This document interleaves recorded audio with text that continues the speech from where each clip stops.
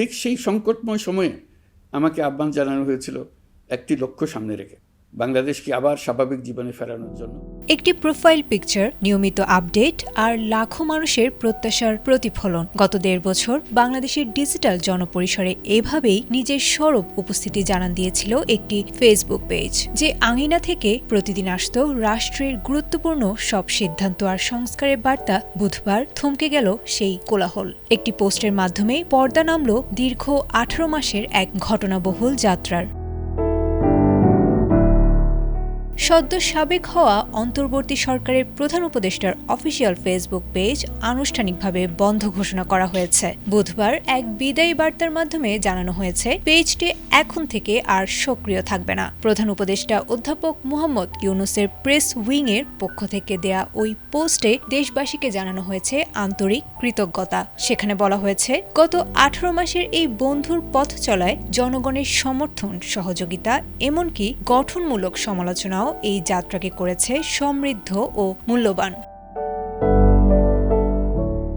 এই ডিজিটাল বিদায় মূলত মঙ্গলবারের রাজনৈতিক পরিবর্তনেরই এক আনুষ্ঠানিক প্রতিফলন। জুলাই গণঅভ্যুত্থানের পর ২০২৪ সালের ৮ আগস্ট ড.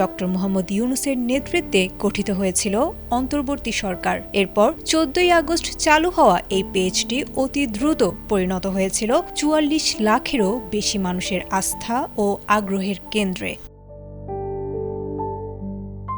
তবে রাষ্ট্র পরিচালনার চাকা বর্তমানে নতুন হাতে। মঙ্গলবার জাতীয় সংসদ ভবনের দক্ষিণ প্লাজায় প্রধানমন্ত্রী হিসেবে শপথ নিয়েছিলেন তারেক রহমান। সংবিধানের ৫৬ অনুচ্ছেদের ৩ দফা অনুযায়ী রাষ্ট্রপতির হাত ধরে নতুন সরকার গঠিত হওয়ার পর বিলুপ্ত হয়েছে অন্তর্বর্তীকালীন উপদেষ্টা পরিষদ।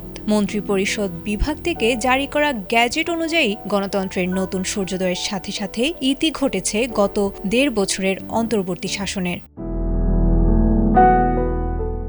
নতুন সরকারের পথ চলা শুরু হতেই ড.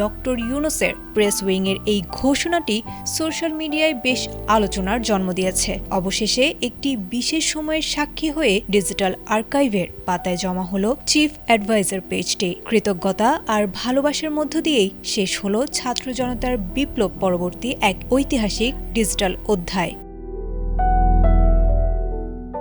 আয়েশা আক্তার, এটিএন বাংলা।